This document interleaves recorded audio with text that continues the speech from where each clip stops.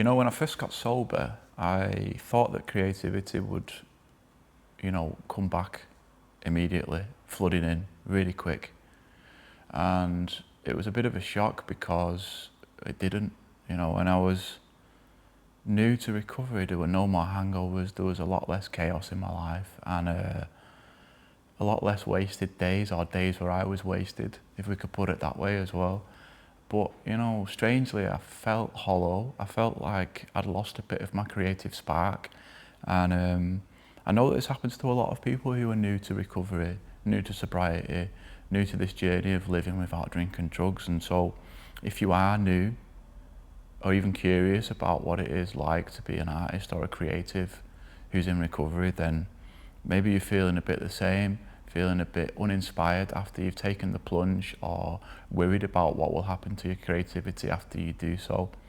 And today I want to share a bit about why that happens, a bit of my own experience, and how I want to share a positive message about how creativity does come back, but it comes back in a slower and more sustained and peaceful way, in a different way, And my creativity now is nothing like the creativity of my drunken, drug-using past.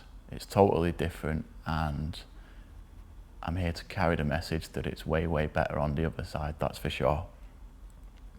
So, in my drinking days, the ideas, they did feel endless. They felt like, it felt to me like the drinking and the using was necessary for the ideas to come. And so, I'd be up in the middle of the night scribbling, drawing, writing poetry, or I'd go to the pub or the bar on my own and really play the artist or play the writer, more of a character than a genuine profession. And a lot of the ideas I had felt like a bit of a stroke of genius at the time, the paintings and whatever I was up to, they all felt like totally inspired. But when I stopped drinking, it felt like something had been turned off a little bit, and that was really difficult at first, because, I wasn't expecting it. I thought perhaps foolishly that, if I stopped doing drugs and drinking all the time, then my creativity would be unimpacted, and that wasn't the case. It was, there was a lot of silence, really. I didn't have any inspiration, and that caused me to doubt myself a lot. I really, really wondered whether I was actually supposed to be an artist, or whether the creative path was for me, or whether I really was able to make without drinking drugs, or indeed whether they were in fact necessary for me to be the creative person that I thought I once was.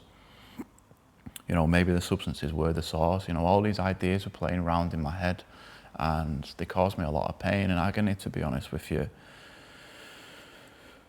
What happens, early on, which a lot of people don't know, and I didn't know, is that when you're early in recovery and you've made that decision, your brain is in a massive state of change. There's a lot of rewiring going on, a lot of new pathways are forming, a lot of old ones are not being used anymore, and just the way that we experience reality is totally flipped on its head.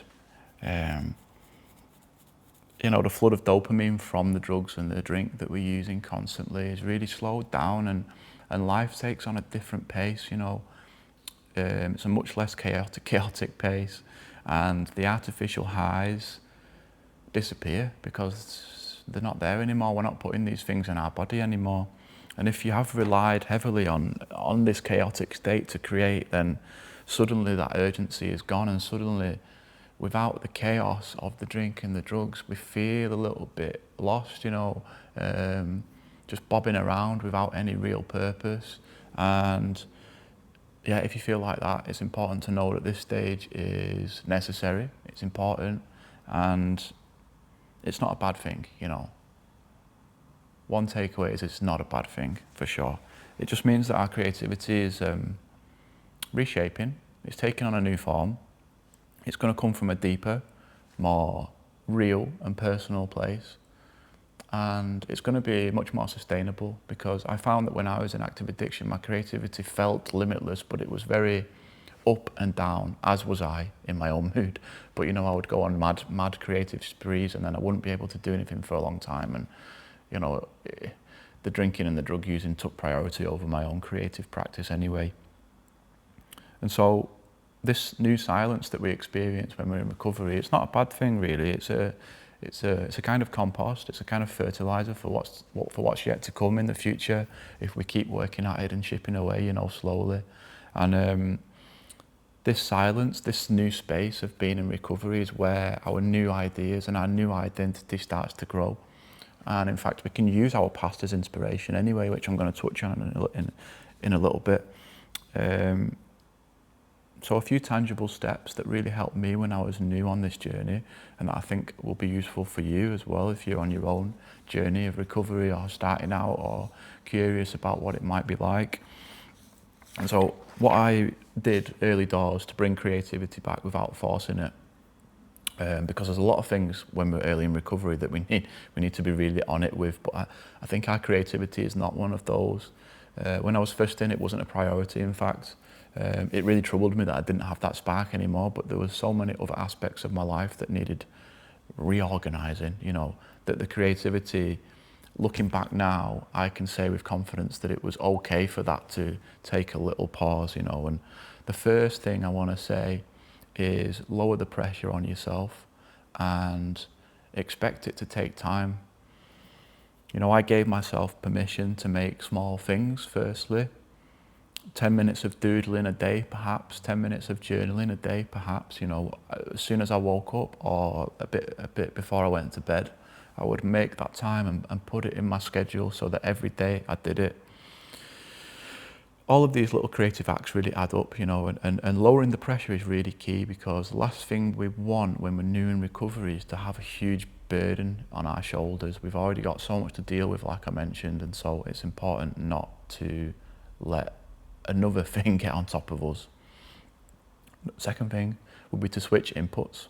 Today we live in this really fast society with dopamine at our fingertips at any moment, phones, social media, short form video content, whatever it might be, scrolling.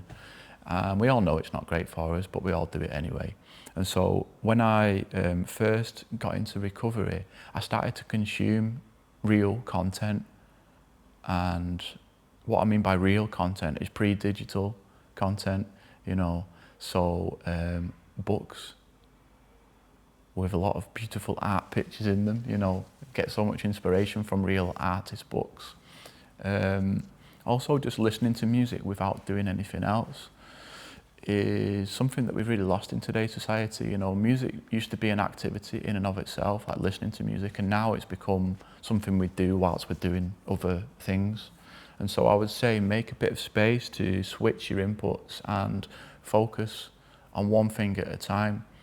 And, you'll get so much connection from looking through art books and taking inspiration from them, as opposed to just scrolling through social media and seeing 100 different painters every minute or 100 different songs every minute, whatever it might be. So yeah, lower the pressure on yourself, start small. And number two, switch the input. So go back to a more analog style of consumption, which is books and records or CDs or film, instead of the short, quick dopamine content that we're already used to. And the third thing, which I just touched on, is like steal like an artist. So get inspiration from these things. When I was first in recovery, I stopped expecting ideas to appear from thin air, and I gave myself a bit of grace and a bit of kindness, and I allowed myself to take inspiration from the past, which sounds like a weird thing to say, because a lot of my current work, even painting I've got on the easel at the moment, is inspired by older artists. It's inspired by ideas that have been floating around in society for a very long time. And I think it's really important for us to remember when we're early in recovery that there's nothing wrong with responding to the past and using it as inspiration when we ourselves don't have anything to generate from our own experience.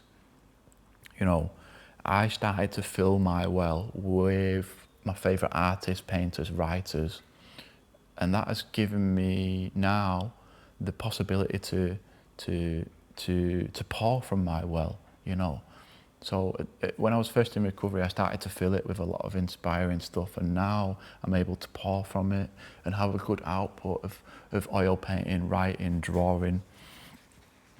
So yeah, references are really important. And those are the 3 tips. Lower the pressure, switch your inputs back to more traditional and analog means, and steal like an artist. You know, there's really nothing wrong with, when we're in early recovery, even just copying other people's works. We can learn so much from it. Musicians are always learning other people's songs, and painters, I feel, should be copying their favourite painters' works. So yeah, that's it for today. If you are in that hollow stage right now, I feel you, I've been there, you know, but I can promise you that if you keep on the straight and narrow and stick to this recovery journey, that things do get better. I won't say that they get easier, because they don't. I think life gets more complicated, but in a very meaningful way, and that's something I'm going to discuss in future videos if you're interested. Yeah, this new stage of life, it's not the end of your creativity.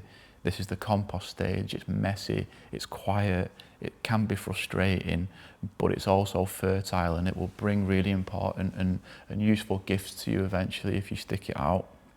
So give yourself a bit of time, give yourself a bit of grace, be kind to yourself, speak to yourself like you would a loved one. You know, that's something I try and practice every day. And so in the next video, I'm going to be talking about some more habits that I've used to replace chaos with creative purpose. And that's really what I'm going to be digging into going forwards, because I feel like it's my mission now as an artist in recovery to help other people who are a little bit further behind on that path than I am currently, or, you know, they're at a stage that I once used to be at. So if that's where you want to head next, please stick around. Thanks for watching. And if you feel inspired to do so, please leave a comment, subscribe, a like. It's all really helpful as I'm trying to grow this new channel. So thank you.